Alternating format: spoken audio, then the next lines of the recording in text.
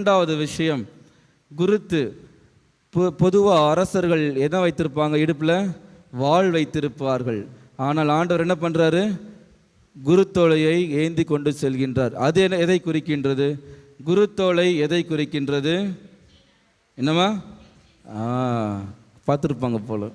எனவே குருத்தோலை எதை குறிக்கிறது என்று பார்க்கும் பொழுது, அரசர்கள் போர்களுக்கு சென்று என்ன பண்ணுறாங்க? வெற்றியோடு திரும்ப வரும்பொழுது என்ன பண்ணுவாங்க? மக்கள் அந்த நுழைவு வாயிலில் எல்லோருமே என்ன பண்ணுவாங்க? இந்த குருத்தோலையை கையில் வச்சுக்கிட்டு அவரை வெற்றியின் ஆர்ப்பரிப்போடு என்ன பண்ணுவாங்க?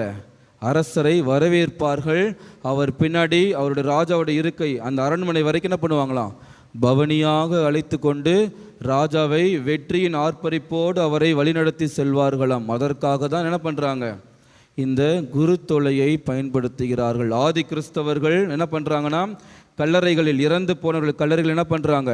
இந்த குருத்தோலையை நட்டு வைப்பாங்களாம். எதற்காக என்று பார்க்கும் பொழுது, இவர்கள் எப்படி இயேசு எப்படி 3ஆம் நாள் உயிர் தெழுந்தாரோ இவர்களும் உயிர் தெழுவார்கள் என்ற நம்பிக்கையோடு என்ன பண்ணியிருக்கிறாங்க? இந்த குருத்தோலையை கல்லறைகள் மீது வைப்பார்களாம். அதற்காக தான் கடவுள் என்ன பண்ணுறாரு? குருத்தோலையை பயன்படுத்துகின்றார். முதலாவது கழுதையை ஏன் பயன்படுத்துகிறாங்க? இரண்டாவது குருத்தோலையை ஏன் பயன்படுத்துகிறார்கள்? இது நம்ம எல்லோருக்குமே தெரிந்து கொள்ள வேண்டிய விஷயம்.